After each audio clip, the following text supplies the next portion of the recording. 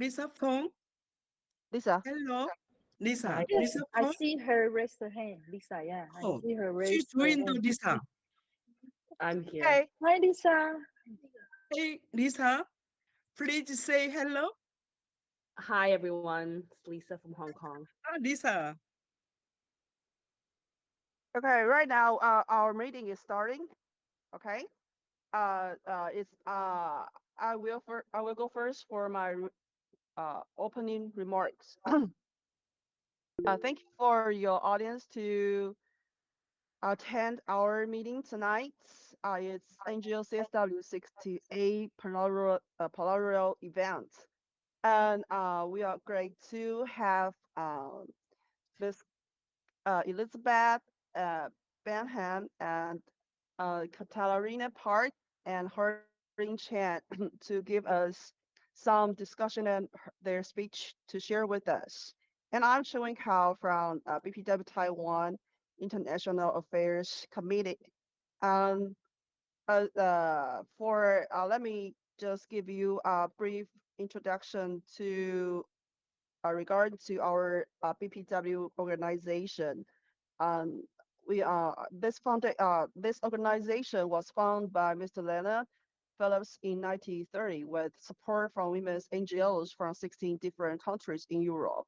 With more than 80 years of endeavor, BPW has become one of the most influential women's organizations in the world with official consultative status with the United Nations Economic and Social Council and participatory status with the Council of Europe.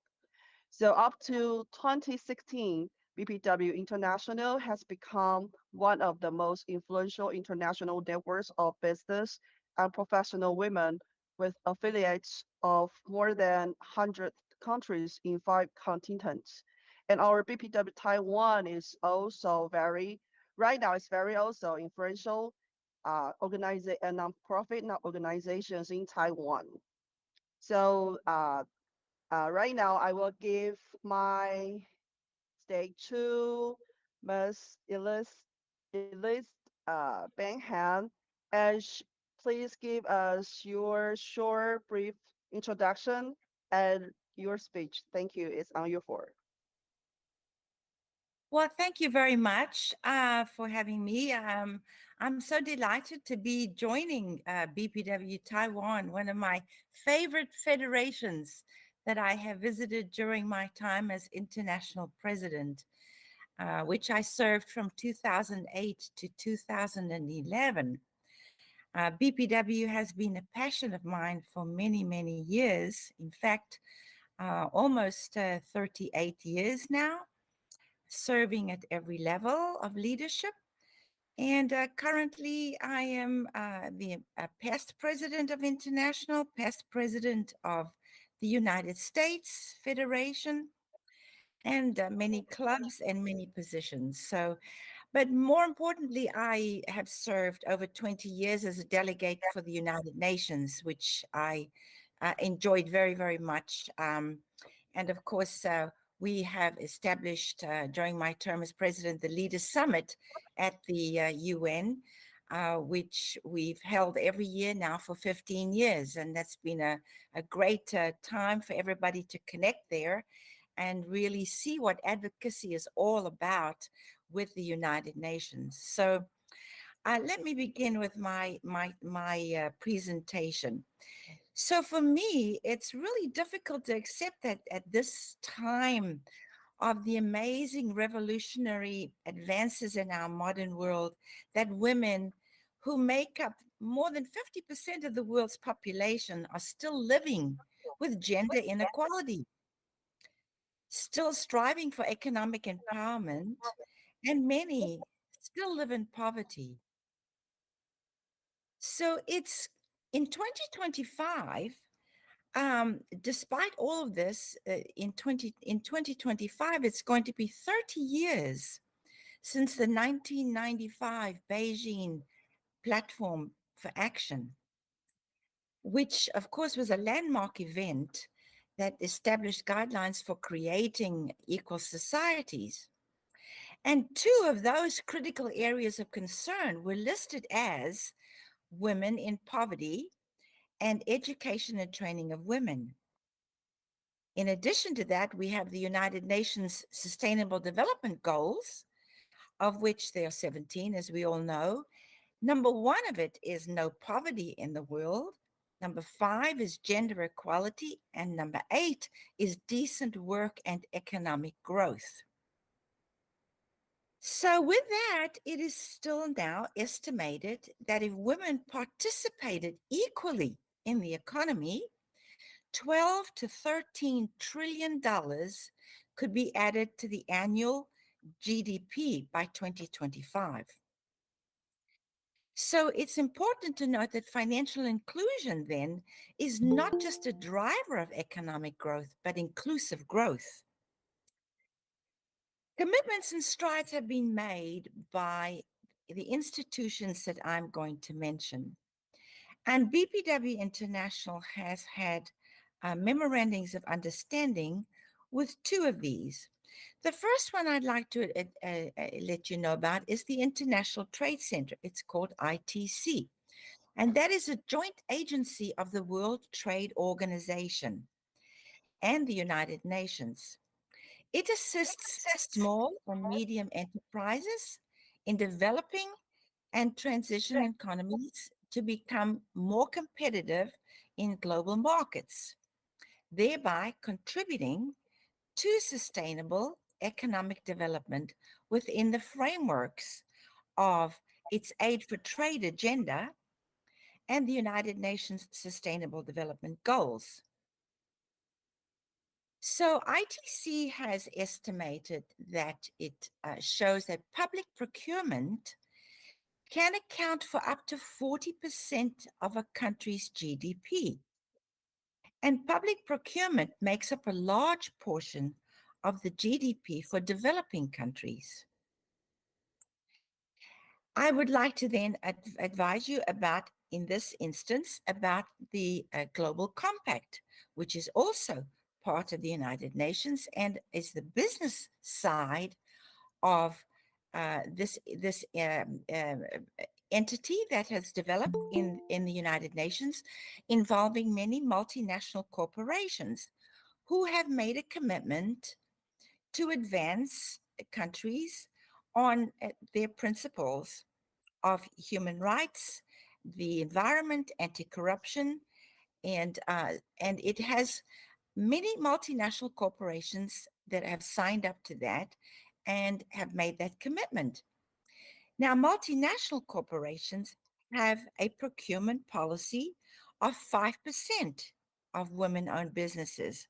This is different than public procurement, and it is still not being met. So the next thing that we need to understand is that the Women's World Banking is another global NGO focused on doing just that, which is making sure that women have access to the full range of financial products and services. The president of the Women's World Banking, Mary Ellen Iskandarian, says that they estimate there are roughly 780 million women who do not have access to formal financial services. And they are now overwhelmingly the very poor, the very rural, or those living in quite remote areas. And then while 2 out of 3 businesses are owned by men, women's entrepreneurship is growing. There are 10 million women-owned businesses in developing countries alone. And yet 70% of women entrepreneurs report inadequate access to growth capital. For example, women-owned micro, small, and medium enterprises especially face higher obstacles to accessing credit and financing from financial institutions because they are considered thin file, meaning they have limited credit history or formalized business documentation. So access to finances has always been one of the major problems to women's economic growth. Now, while these institutions through the UN, SDGs, and CSW themes all raise awareness and provide some solutions and support systems, I would like to offer a different perspective here. In this rapidly changing world where there are no guarantees, women can and must take the initiatives to control their own economic standings. So I make the case for women striving to build your own micro or small and medium enterprises to take control of their economic lives. Women are smart, creative, flexible, and hardworking. So to take on this initiative, I like to offer some support and some ideas on how women can achieve this. Because we know that there are institutions that have teaching programs and so on out there that help women. But I think more importantly, the initiative has to come from women to take control for themselves on many different levels.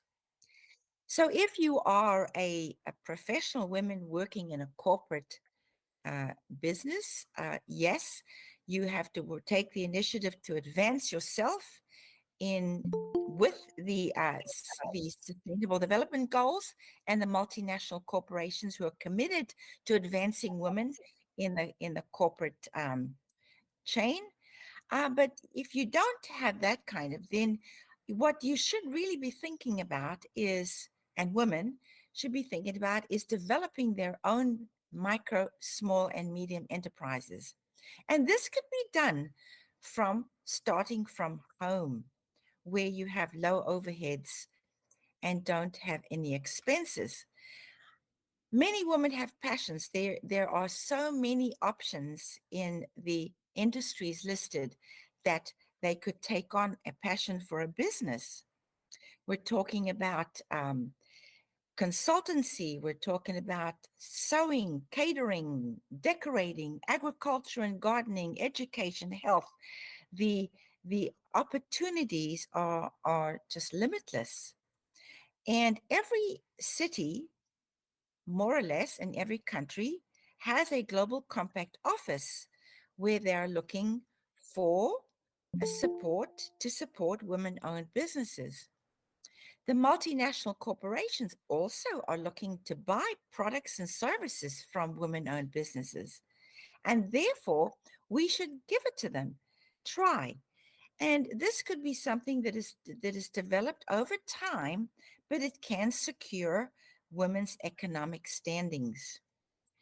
So for me, as a past businesswoman, I have also suffered through my years in business of not enough access to finance, but I managed.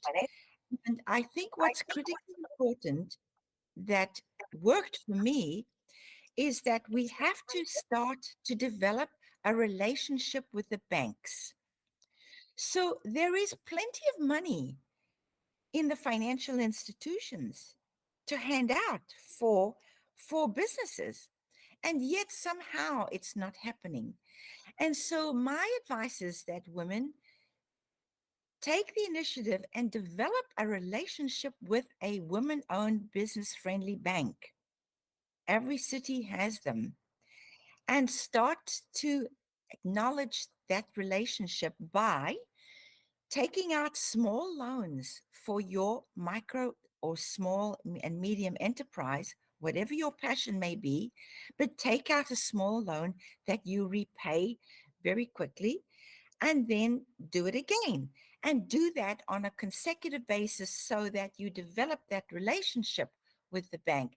And that will give them a credit rating, and much easier then to get larger access to finance from the banks. Now, the Women's World Banking actually has said that one of the issues that women are facing with financing is that they have a thin file, meaning they have limited credit history and a formalized business documentation.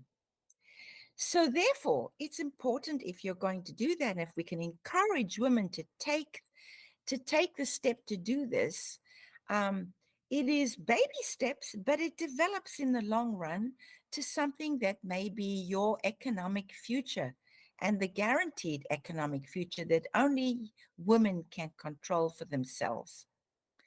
So there's many things that relate to that women need to think about, and that is legal entities and countries where business rules have to be followed and acknowledged. And that means that if you're married, divorced, or single, that you have to understand those, because if you do register your business independently, that means that you have control of your own assets in your business, and that you can then access more banking and finance. Other thing is to also ask for credit from your suppliers. Once you have a business idea and you are looking to get into the global supply chain, at the suppliers who are going to supply you can offer you credit after you've shown that you are definitely business and credit worthy. So the other thing that I think is most important for women is to keep all your business information confidential, because competition these days is very tough, and they could steal your ideas. And not only that, it really lays out your plans more openly. Now, those things should be just discussed with your financial institution, where, of course, you want to let them know all your plans so they can give financing to women. So, and lastly, then, to document all sales and expenses for the banks, because that does show the documentation that they want to require.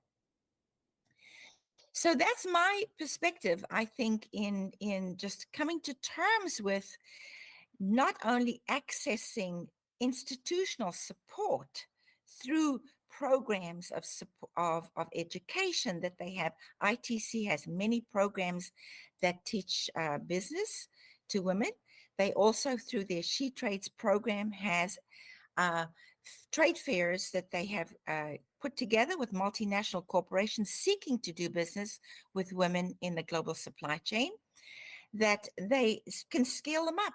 So that if they're ready, export ready, they could scale them up to do business with multinational corporations. But it does, again, start locally, and then nationally, and then internationally.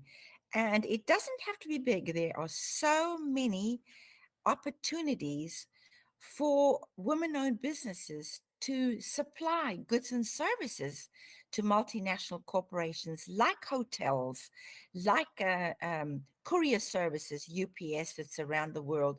They all buy things that they need to run their businesses. Women just have to find the need and get into it.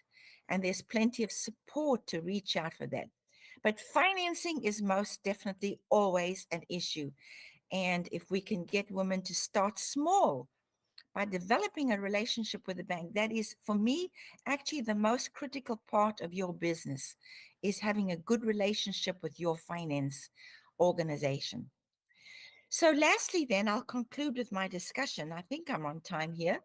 I think my business case for this is that women should not only just be ready to reach out and be determined in what they want to do in their economic future, but that the saying here goes that if it is to be, it's up to me. I have to be the one that reaches out and is determined and motivated to secure my own economic future. And I think we have to ask women to begin to really consider that as an option in this area of long-term poverty for women, leaving the workforce who haven't earned enough, but always consider that if you have your own economic destiny in your own hands, that you can manage that and determine your lifetime of economic security. Well, thank you. That's my presentation.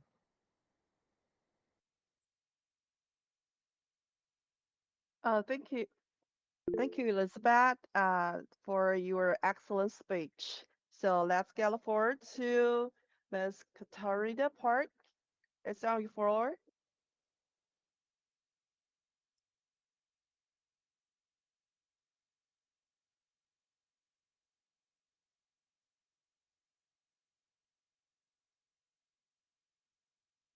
Excuse me, Katarina, you have to turn on your microphone. Turn on your microphone.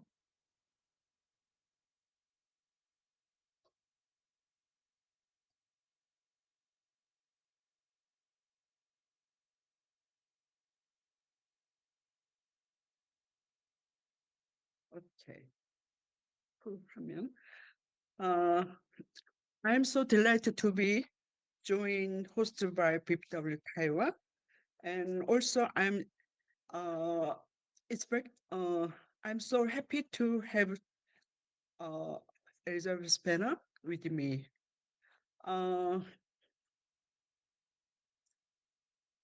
Thank you. Sorry. My topic is introduce change in economic activities, measure achievement and characteristics of Korean women. First, I will introduce the OECD and the economy announcement on Korea. Second is I'll introduce the government's policies and some achievements to improve the gender discrimination environment. Third, introduce the ICT field and the nurturing and benefit of female scientists and engineer. Before getting into the main topic, how much do you know about Korea? Korea R&D to GDP ratio is the second in the world, and it ranks 50th in the number of patent application. It ranks second in the world in market share of the semiconductor production. 50th in semiconductor production share, and 60th in national defense power, and is leader in many fields, including culture contents. As an example on influence, I would like to highlight good examples such as K-pop and K-drama, which have now become a culture contents powerhouse and are having a significant impact on the economy. BTS, one of the K-pop groups, has fandoms in every country around the world, and Squid Game, produced in Korea, achieved the highest viewership rating in a short period of time in the history of Netflix. In particular, 3 billion won was spent on film production cost, and 1 trillion won is the profit was collected. I would like to share a recent evaluation of the Korea by an influential external organization. First, let's look at the chart of this year economy outlook announced by the IMF in January. Korea's GDP per capita this year rose the 32nd at $34,653, while Japan fell one level below Korea. This is the first time in 44 years that Korea has surpassed Japan. On the other hand, according to the data released by the economy on March 8, Korea's glass selling index at the bottom among the 29 OECD countries. The data is the result of reflecting 10 pieces of data, including the female labor force participation rate and the proportion of the women in high-ranking positions. Iceland rankings first, while Korea, Japan, and Turkey are ranking at the bottom every year. Looking at the table on the right, Korea gender wage gap is 31.1%, which is more than twice the OECD average and more than 5 times different from Belgium, which has the smallest wage gap. Women's labor participation rate is 70.2%, lower than that of men, ranking 28th. Although Korea's female employment rate continues to increase, it is still low compared to developed countries such as OECD. Following are the government's key rules and policy aimed at improving high gender discrimination and strengthening women's economic participation and empowerment. Please just refer to data. I'll summarize the main achievement of women's economic activities in keyword.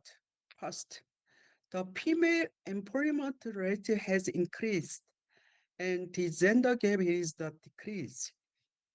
Secondly, the number of female founders, female managers, and female entrepreneurs is continuously increased.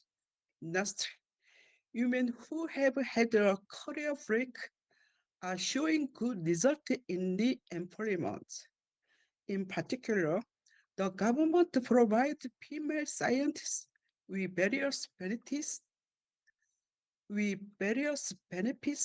needed to return to their careers. I'll introduce some achievement with number on the next page. Let's see how many women are economically active in Korea. The number of economically active women aged 15 and older in Korea was 12,170,000 last year, with 55.6% of women engaged in economic activity. Unfortunately, it is increasing slightly every year. Please refer the data on the screen for the percentage of women in public official and private companies. I'd like to introduce an interesting graph. As you can see, Korean women's economic activities following an M-sharp curve, peaking in their 20s and declining in their 30s. The reason is that people leave and return to work for reason of marriage, childbirth, and raising children. I wanted to emphasize that we need to provide more work-family balance benefit to flat the M-sharp curve. Please refer to the graph on the right for economic activities by life cycle in 5 countries, including Sweden and the Netherlands. Next. As of November last year, the total number of executives in the top 100 Nazi corporation was 7,345, or which there are 439 female executives. 10 years ago in 2004, the number of female executives was 13, but the number has steadily increased. Among the 100 Nazi companies, 72 have female executives. And among them, the number of female executives in the IT field account for about 40%. The company with the most female executives is the Samsung Electronics, followed by CJ 제일제당, followed by Naver and Hyundai Motor Company. And additionally, if you look at the graph, you can see that the proportion of female executives continues to increase in Korea's top 500 conglomerates. The number was the 192 in 2013, or has increased every year to 930 as of the first quarter of the 2022 conglomerates. Next, I will introduce the percentage of the female business. I will introduce the percentage of female business representative and the growth rate of the female startups. In the 22 data collection, 38% of business nationwide are female represented. Industries with a high percentage of the female representative include the logging and restaurant industries, and the education service industry with more than 50% of business held by women. The government grants women's enterprise certification, gives preferential treatment to products made by women's enterprise when supplying them to public institutions, and provide product patent application consulting and oversee export consulting to help expanding sales channels. In addition to support to women's entrepreneurship, we have established women business support centers in 17 regions across the country, and are operating startup incubation space and programs for companies residing in the centers. Among all startup 2022, 14.6% will be women-owned business, with the service industry accounting for the highest proportion at 92.8%. And next, I introduce the Women New Work Center. This center is operated for education and training, prevention of the career interruption, and nurturing of female talent. It started with 100 centers in 2009 and is currently expanding to 159 centers nationwide. As of 2022, the number of vocational education and training courses is the 718, and the number of people who complete vocation training is the 11,990. People in their 20s participate the most, and the proportion of people in their 30s is also increased. As of June last year, the number of employed women increased by 436,000 compared to the previous year. And the employment rate was the 52.9%. The employment rate for women in their 30s who took a career break has also eased to an M-sharp. However, even though the female employment rate continues to increase, it is still insufficient compared to developed countries such as OECD.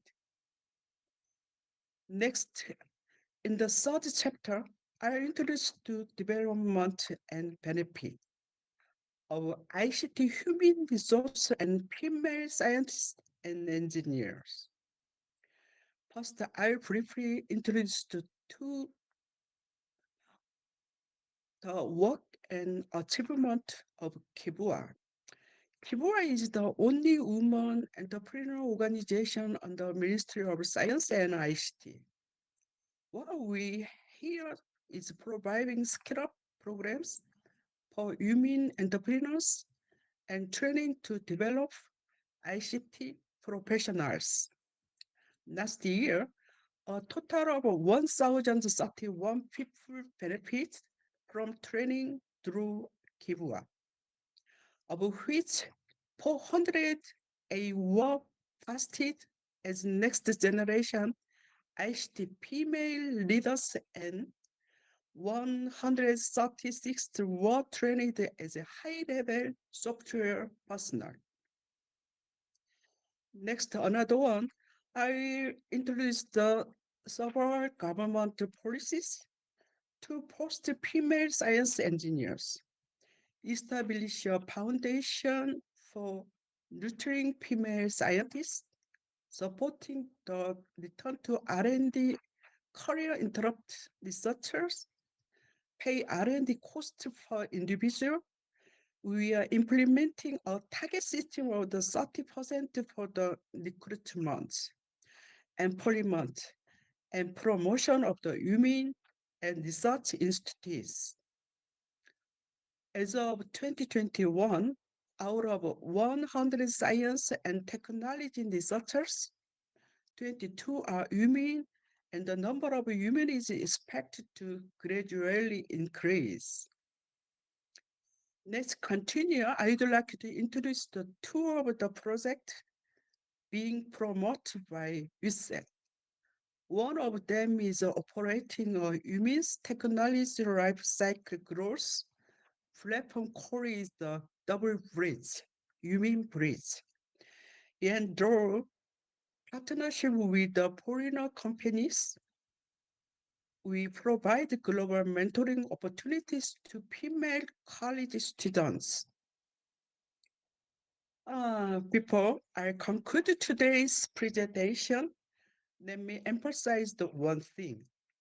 To increase global competitiveness in the digital society, we must provide more opportunities for women in AI, information technology, and science technology fields, and we must all work to reduce wage and gender gaps. Thank you so much. Wow, thank you, Katarina's excellent speech too. So is the state right now is the floor for Holing to share with us, and please give us some of your introduction. Thank you. Thank you.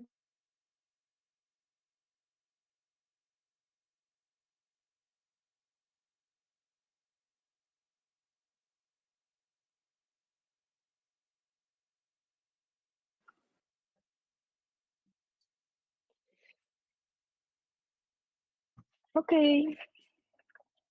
Hello, everyone. My name is Herding Chen from BPW Taiwan.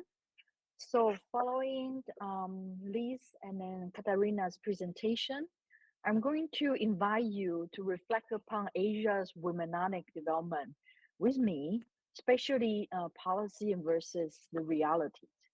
I myself work in a university, and usually I work on public policy. I do find that there is a gap between the policy and sometimes the reality and then the practice on the ground.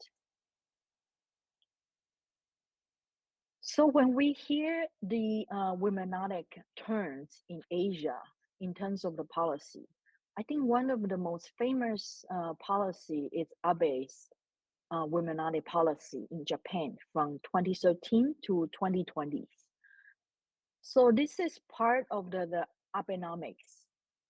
It focuses on the reform in childcare, tax reform, and the parental leave policies. And then Abe specifically mentioned that, like creating an environment in which women find comfortable to work is no longer a matter of choice for Japan.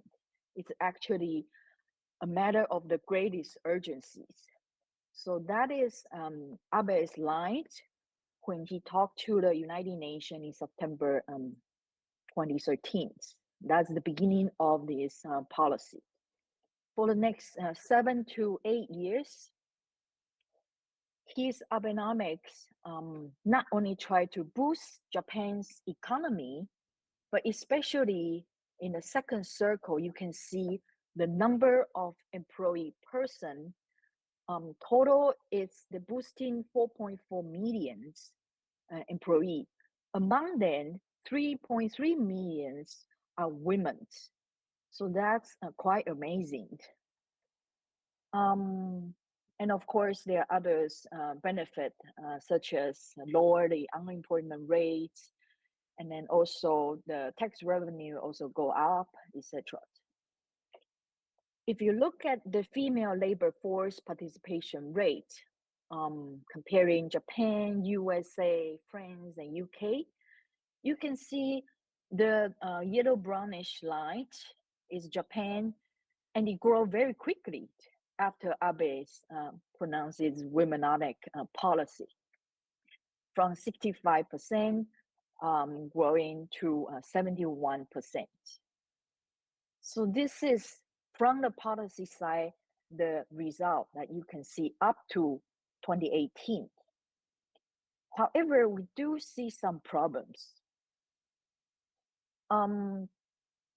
including in his promotion to encourage women's. Not only he want to encourage equal pay for equal work, but also focus on promoting a more flexible work style for women. I think that's the typical policy to attract women to participate in the labor force, especially in Asia, to ask the business to provide more flexible time for women to work. They also want to support more like assistance to single parents or single moms, and also to provide more education and to eliminate all kinds of violence against women, and provided that encourage men to take more childcare leave. Well, those are all very good policy. So after those policy, we see in Japan that women in management position do increase like 10%. And the number of the women joining the workforce, like I mentioned, increased 3.3 million. But the problem comes during the COVID.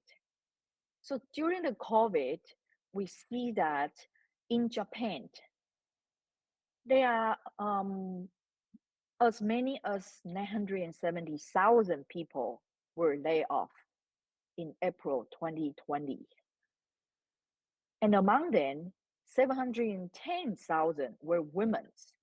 So in the news and in the academic paper, they describe that is women taking as a shock observers of the Japanese economy during the COVID. So we need to reflect when we want to boost women's labor participation. But mainly is we invite more women in those non-regular jobs or part-time job or more flexible job type.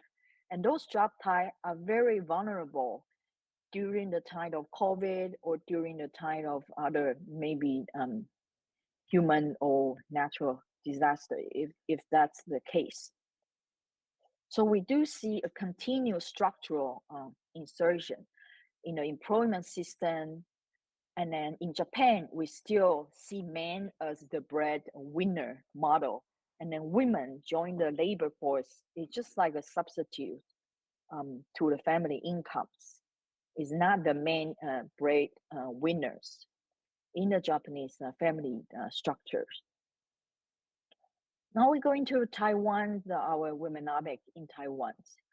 So for the past few years, we often talk about Taiwan's have some good performance for gender equality in these 4 areas.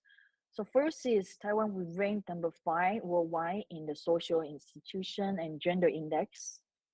And we also ranked number 7 worldwide in gender inequality index in 2021. And also in 2020, our female legislator ratio already exceeds more than 40%. So we do have many female politicians. However, in Taiwan, we will see that many of those female politicians, they remain unmarried and have no families. So we do not see a very good balance between family and work in Taiwan, as maybe in Japan or in other Asian countries. In 2019, we also see Taiwan, we legalize our same-sex marriage. Those are some gender equality mechanisms. As now, me and some of my colleagues from BPW Taiwan, we are in this foundation, FWRPD, is Foundation for Women's Rights Protection and Development Office. And then in Taiwan, we also have gender equality committee in those following areas, in the environment, engineering, energy and technology, in personal safety, in the employment economy, international and public engagement, etc. We also utilize many mainstream tools to promote gender equality in Taiwan. In terms of the women's labor participation in Taiwan, over the years, we see a continued growth, but the growth is still very minimal between the men and then women's labor participation.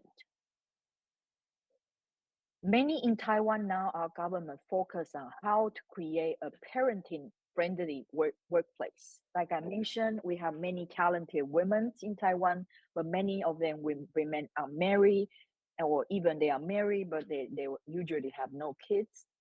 So now we have this low birth rate problem in Taiwan. So how to create a parenting-friendly workplace is very crucial for Taiwan now.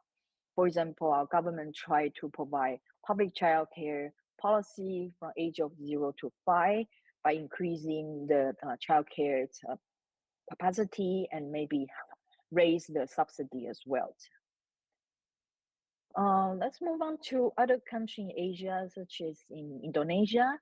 So Indonesian women have another problems, but also opportunity, because recent year with the ICT technology, we see that more women in Indonesia can take the digital technology platform and enjoy this platform. They can create some economic opportunity without leaving their house. Again, the family duty is also very heavy with the Indonesian women, and how to balance work, life, and family is again the issues. And another issue in Indonesian is the microfinance. Lise earlier talked about how women maintaining a good relationship with the financial institution is very important. But oftentimes in either Taiwan or maybe Japan or maybe Indonesia, is that if women have no assets or they cannot inherit the asset, or their family inheritance usually will not fall under the hand of the women, and then they will have difficulty to apply for loans. So in the case of Indonesia, Islamic microfinance become very crucial to promote women in pursuing small or medium enterprises. This is some example of the Indonesian microfinance initiative called MakeCard. And then also digitalization again will improve the traditional microfinance model and then provide more financial inclusion for the underprivileged Indonesian women. Let's look at Thailand. So women in Thailand have historically held a large percentage of working force, about 45%. And women leaderships, only about 15%. Remember, in Taiwan, we have more than 40% women in parliament. And then, so in Thailand, women occupy almost 50% of the workforce. However, they are underrepresented in the leadership. And then again, they have a heavy household duty. Also, in Thailand, in 1997, they lowered the minimum wage from 300 baht to 100 baht.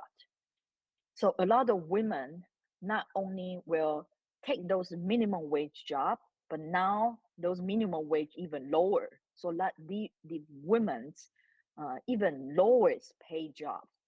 So that become a problems. Also, that all of the Thai women will become female migrant workers that are very vulnerable to trafficking, abuse, and exploitation, those problems. So overall, if we look at the womenomic, so if men and women play an identical role in labor markets, we can add more to the global GDP. However, in practice, especially in Asia, unfortunately, we still have a long way to go. So women in the world of the work, a majority of the country women's wage represent between 70 and 90% of men's.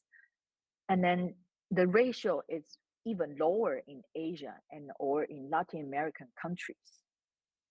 And as of 2011, 50% of the world working women were in vulnerable employment and often left unprotected by labor legislation compared to the low percent of men left under unprotected by those labor legislation.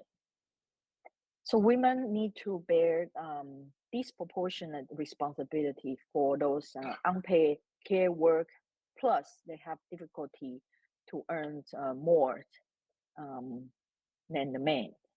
And also women need to devote longer hours into the day to care for their children, the elderly, and the sick within the family.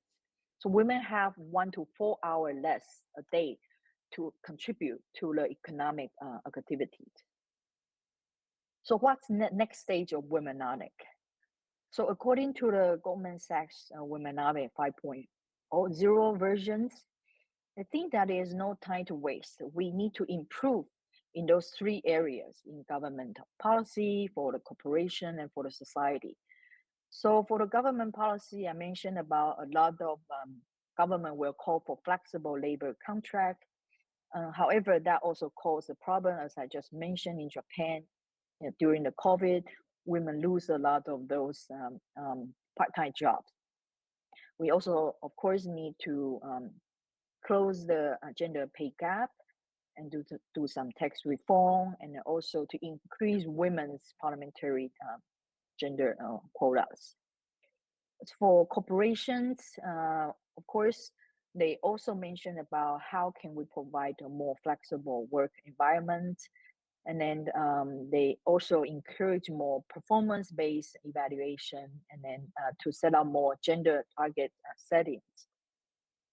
Lastly, for the society, we need to avoid the gender role stereotype in the media. In Taiwan, we started to see some commercial of cars that encourage women to drive, which is not the case maybe 20 years ago. In other commercial as well, like women in the working attires, that's more seen now in the commercials, at least in Taiwan, which is not the case in the past. We also need to promote more women in STEM education, and we need to encourage the society to engage in more ESG investing. And lastly, we really want to shift the millennial male attitudes to encourage them to share more family duty. And this in Asia, that's become a huge problem. I think I will stop here and hope we can discuss more in the Q&A session. Thank you.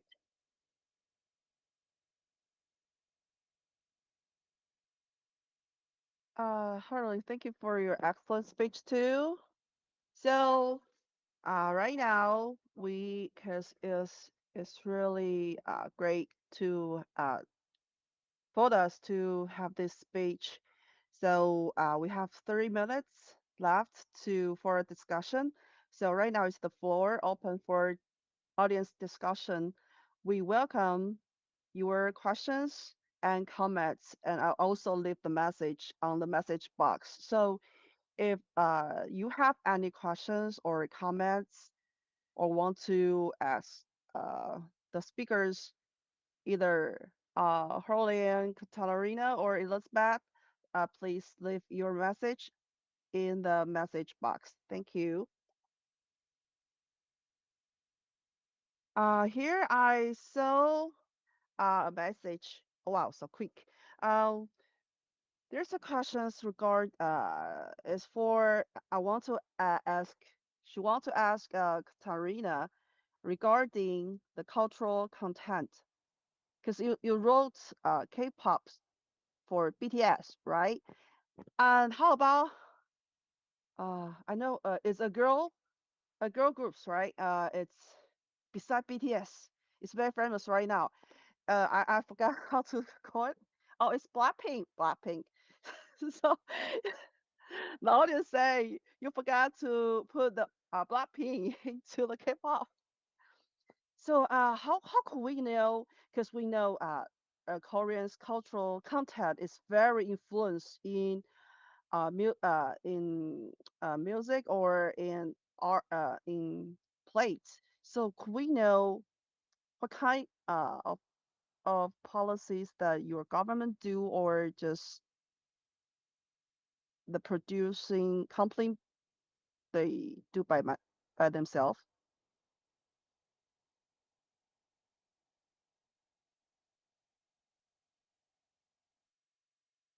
Katarina, your microphone.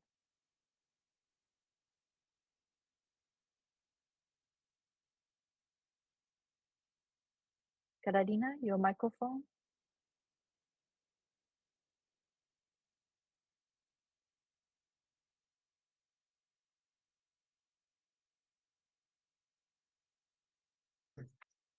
Um, excuse me, who are Cassius and me? Who?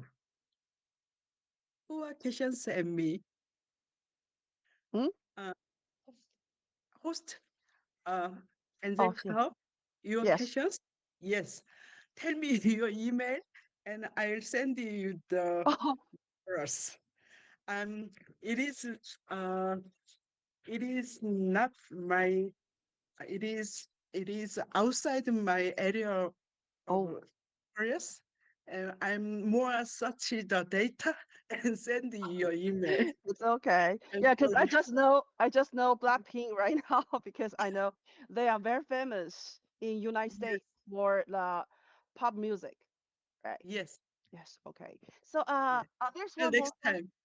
Oh, okay, but there's still one more question because you mentioned in Korea right now the women, or either the women or or man, their working hours is reducing. So could we know how many hours do you people work in a day? Is 8 hours or 10 hours or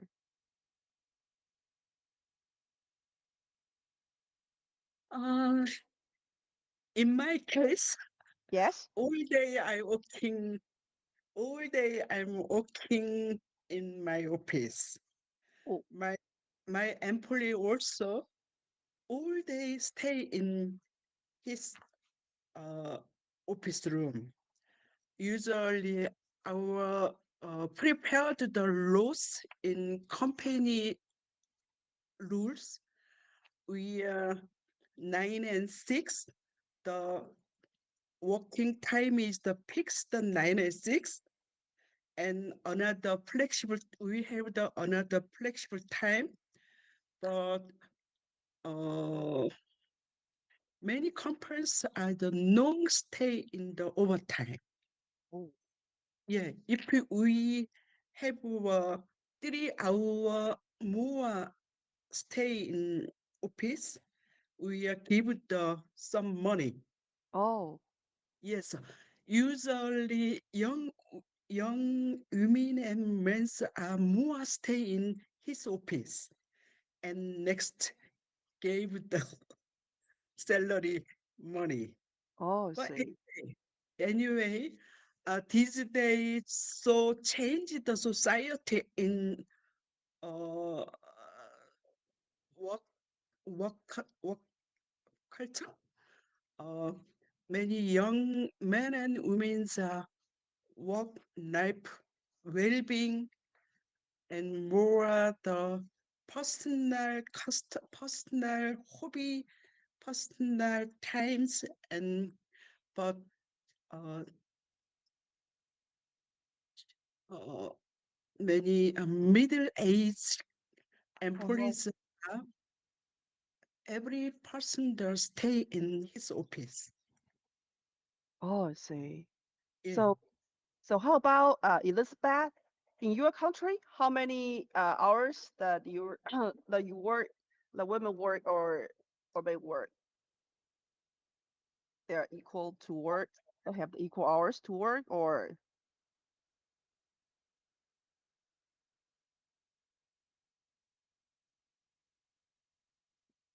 Sorry, just had to try to get to unmute myself.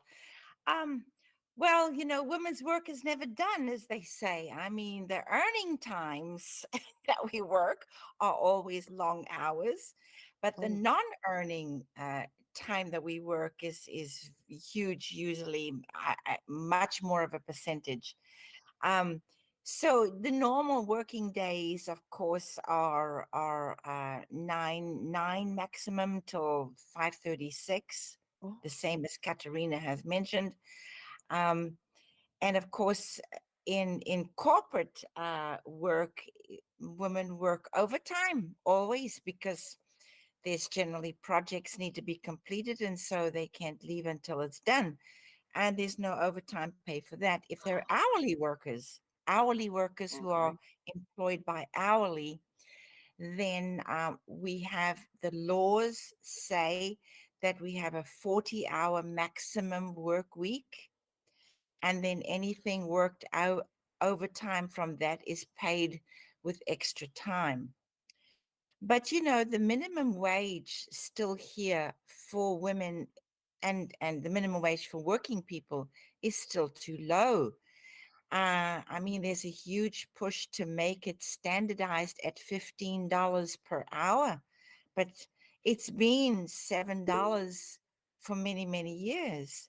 And it's a political discussion that constantly is an issue because businesses feel that they don't want to and can't pay more, but they should be able to pay more because hourly wages for any kind of business, because customers will have to pay for it.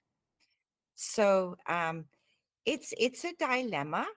And for me, of course, it emphasizes my business case for women to seek supplemental income.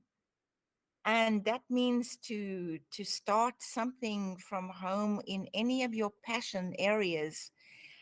Carve out your own time to develop something, and start in a small way, but you can take time to develop it into something good that is always there for you. And it may change over the years in different things. It may morph into different things once you go into the world of creating your own income. There are many opportunities that come your way that women can choose. So you're not dependent on an employer rules and so on, and the things that stop women from advancing in the corporate world. I think I just must emphasize that that's where my passion is to motivate women to think about this, and take it on as a challenge. oh, it's good. So how about Hurlings? Can you share some related information from Taiwan's perspective? I actually have a question for Lise before I share the Taiwan perspective. So, in Asia or in Taiwan or in Japan, we see the growing female labor participation, like very close linked to our birth rate drop. Does the U.S. experience a similar birth rate change, but now we can see that in the U.S. the birth rate is very high.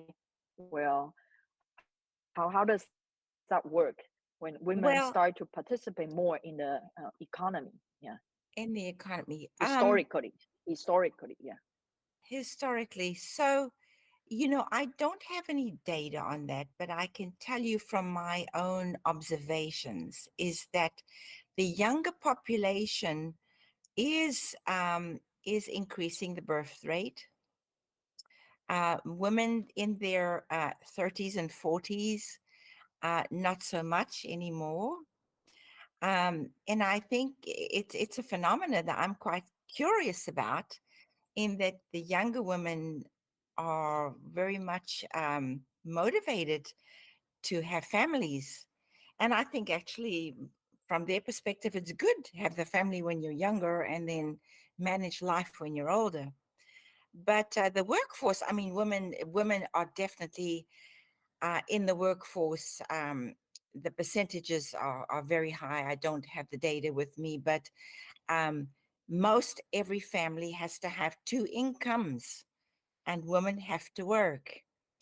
And that's the difficulty, I think, for women, is that, you know, they do have to go and get employment of any kind.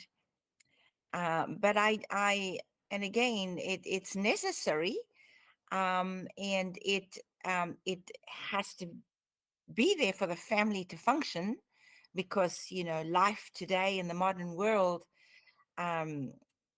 it takes a lot of money for a family to have children and then provide all the things that are necessary. So, but again, I just want to come back to where I feel that if you are employed as a woman, think about doing something to supplement your income on your own.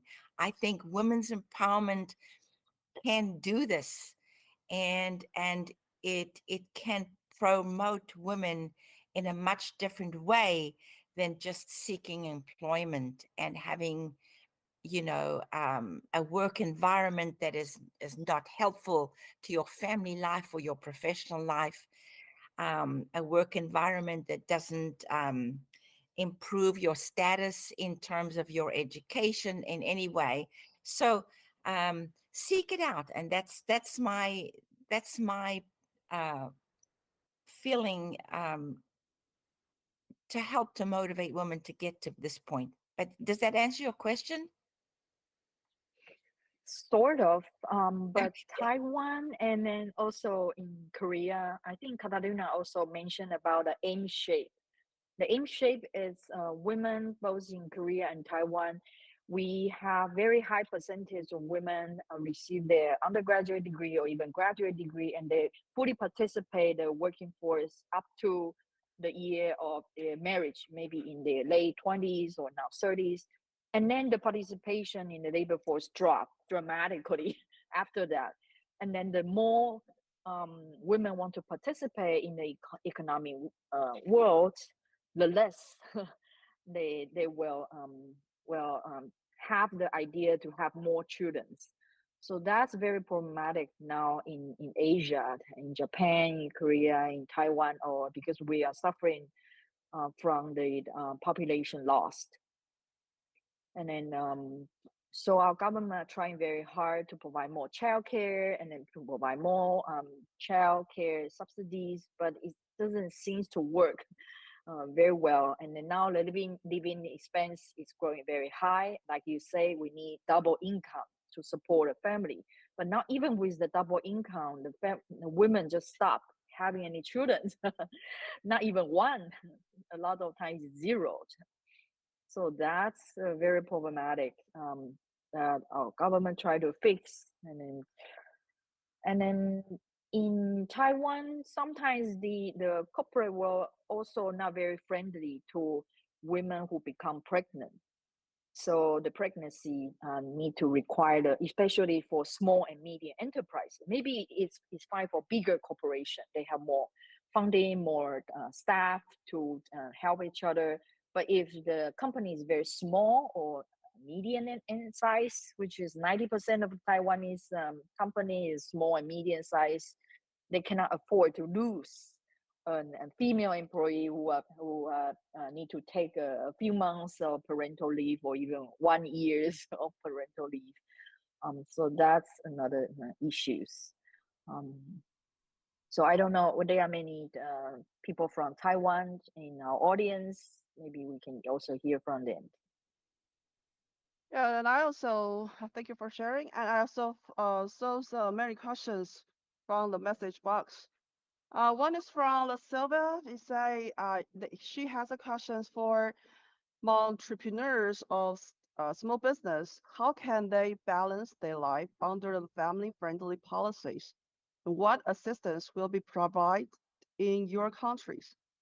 So could Elizabeth and Katarina and Herling to share with us based on her questions? Okay, I'll go first. Here's the vision for starting a women-owned business. It's a lot of work. Question that there's no doubt about it. If you want to build it, you have to put in the time and the effort, and it does take a lot to do that. But the vision is for a secure economic future, something that will always supplement an income. You can always go and get employment, but you can also do something as well to supplement your income. And because women are vulnerable in this case, in the long term, the data shows that women in elderly ages are living in poverty because they didn't earn enough. The pension, if there even is pensions in any countries, are very low because of their low earnings. There is no pay equity, and that still goes on. So the only way, I believe, is to take control and do it for yourself. So, okay, how to help you? First of all, I think the passion. You have to have a passion for something, whether it's in the health industry, education industry, anything that is interesting for you. You can start something from a home-based business. But then again, you can seek out lots and lots of educational programs in many of the institutions that we discussed today. ITC has educational programs online that can help you even from starting to manage the finances, the legal aspects, and so on and so forth. Because once you start this, you want to be sure that it's going to be a foundation that is secure. You don't want to start a business and then find out that you did it wrong with the legal aspects or whatever your country rules and laws are. But micro and small and medium enterprises are usually very flexible in that. So, but there's plenty of you can reach out and secure information, support from those. But the big question still will always remain on your access to finances. And again, it is that relationship that you have with the bank. So if you have a bank and you develop a relationship where you put some savings in there, where you take out very small loans, and I think the key is not to think about a big loan for a woman to go, because banks are going to say, oh, no, I don't think we can give you a loan. You don't have any history. You don't have anything. But if you take out a very small little loan and pay it back, and again another one and pay it back, that develops the credit history that they're looking for. And I think we forget about that. That is a key point that could escalate women up the financial credit worthy chain by doing just that little thing. Even if you don't need it, even if you don't need the money, take it, pay it. Take it and pay it, take it and pay it, and develop that relationship, because that will help you in the long run when you do need to take out further money, when you want to expand or take on another project or whatever you like to do in your economic life empowerment. So there's plenty of support, but it takes due diligence. It takes strategic planning. It takes commitment. It takes extra hard work because this is something that you do in addition to your daily life, your family life, and so on. But it is well worth it. Wow, great. How about Katarina to share with us? Okay, I also responded to Summer's questions. Korea has a good prisons leave system for women. If your woman wants, she can take a vacation for a year. Wow. Of course, yes.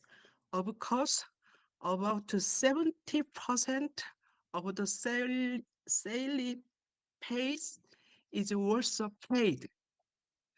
And her husband can also take one step of uh,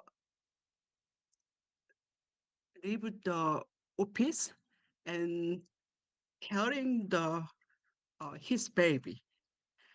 And another question is uh, the requirement of female executives was regulated by law 3 years ago, and we fixed the law, and every big companies that must have the humans has a humans humans executives is now is increased. I understand. Yes, yes, we understand.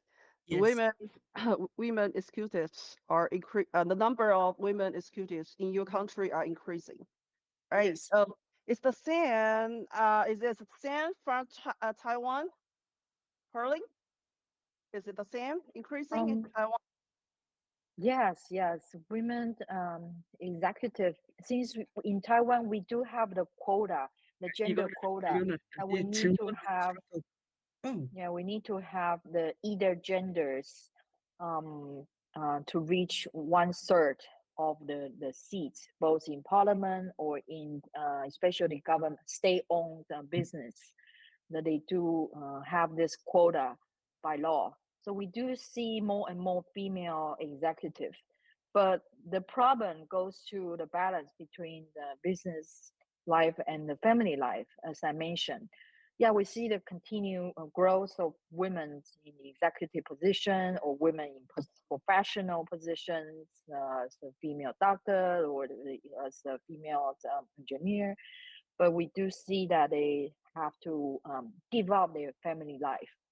And in Taiwan, we have many young BPW who are not married or and then even some up to the 50s, they never get married. So we see more and more single women in Taiwan. I think that's very problematic as a whole, as a societal structure, which is not very healthy. Mm-hmm. Oh, thank you. So let me bring up a questions for because Elizabeth she continues to suggest us to we can try to make our own business from home, right? So all of you three speakers, could you suggest the fast and minimum risk that women can start their business from home? And suggestions, and they can pay the lowest low cost, because as they are not rich, they just have minimum money and they want to build out the business. But honestly speaking, running the business takes some money, right? So they want to spend big money first, but just a small one to get a run and to trial to run a business. So which small business that you would just suggest them to start up? Okay, I'll take that one. So, you have to find what works for you. I mean, every person is very different. Every country is different. Every city is different. Access to products that you may want to use to start a micro enterprise or a small and medium enterprise, that's key. Now, if there are suppliers that are plentiful in your city or your country, you can do that. But at home, when you get those products in, that's where you would start, because it reduces your cost. So you secure a product for whatever thing is interesting for you. Let's just take a very simple thing, sewing. Many women still sew in rural areas, and whatever, sewing is a beautiful thing. People love to have handmade things anymore. Yeah. We don't get the option to buy that. So if you can start to make something that is interesting, handmade, that you can supply to small stores that would like to buy it and sell it, then that access to that raw material, which is fabric or whatever thing you're going to make, that's what you need to look for, is what is plentiful that you can get fairly reasonable and begin to use your time, because in the beginning, it's your time that is going to be used most, your Mhm. time to develop whatever you want to develop. So that takes some thought. But again, it has to be something that you may feel passionate about. If you're a baker, you can bake at home. If you love to bake, you can bake for the kids and then bake for your business. So, or bake for your husband. So that's just a very minute kind of a thing. Um, I mean, in my travels around BPW world, I was always so inspired by what women did. And in the developing countries and rural countries, not as much as in Taiwan or Korea, but where I was in Africa and so on, we have women traders, day traders, who go to the market and buy a case of tomatoes. And then they go and sell the tomatoes on the street. And they make some pennies, but it's enough money. Mexico, the same. Women go and buy something that they can get at a wholesale price from the market or get from a supplier at a decent price, take it and go sell it in their neighborhood or something. There's so many opportunities, but we just have to open the mind and think about it and do something that you can manage. You're not all going to be STEM. You're not going to do a STEM business out of your home unless you have the education. You might could do that. Yes. Some don't. But science or technology or any of those things, I mean, you could sit in front of a computer and create apps or programs that you could sell. I don't know. It everybody is individual in this case, and it depends on your journey in your life. It depends on your journey in your education. It depends on your journey and your motivation and what you want for your future. Because this is a very important thing. Women have to understand that it's not just up to the world to take care of us, it's up to us to take care of ourselves. I think that's where I'm coming from in these days. There's plenty of resources out there that you can access, and you have to take determination to get to it. But it's you that have to have that determination and motivation to see what fits in your life, what will inspire you, what will motivate you. Because one thing about having a business is you have to have the passion. You have to Yeah. enjoy it. If you don't enjoy it, it's not going to be something you're going to want to do. And you may find that you start with something and then you get bored with it, but you branch into something else. And that's okay. That's okay. Nobody's judging in this case. Nobody. Mhm. So it's the Great. same with careers and your professions. I mean, you start out in one profession and then you move to another. It's okay. It adds to your journey in your life and your experience. Wow. What a great sharing. Okay, Katarina. Yeah, it's simpler. In generally, people who work in design production webtoon production, translation, and trading manually work from home. However, in Korea case, many companies are persisting working from their home. Yes. Oh, Yeah. I see. Mm. So about hurling. I Usually, think in usually, yeah, yeah. employee are staying working home, but executive members are working in uh, office. Oh, I see. Very different. Yes. Yeah. It depends on position, right? Yes. The Okay. position are so many different. Mm-hmm. Um, I think in Taiwan, according to our Ministry of Labors, they do provide microfinance with very low interest rate for women under year of 65. So that's 60,000 of loans with the interest rate is only annual interest rate is 0.5%.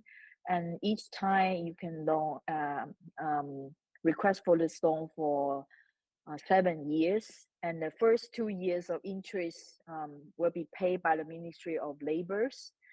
And usually, women in Taiwan they will start from beauty-related small business like a nail salon, massage, and then the next is maybe hospitality, maybe have a small hostel or beverage, and or a small restaurant. I think that's many of the women will start from there if they are not, not every woman uh, receive the same education like Lee say. Yes, for sure. Yeah. Wow. The So time is okay. Thank you for sharing. So the time is priced so fast. We still have 4 minutes. So for the closing remark, could each of you to give us just only 1 minute closing remark so that we can. Okay, so Okay.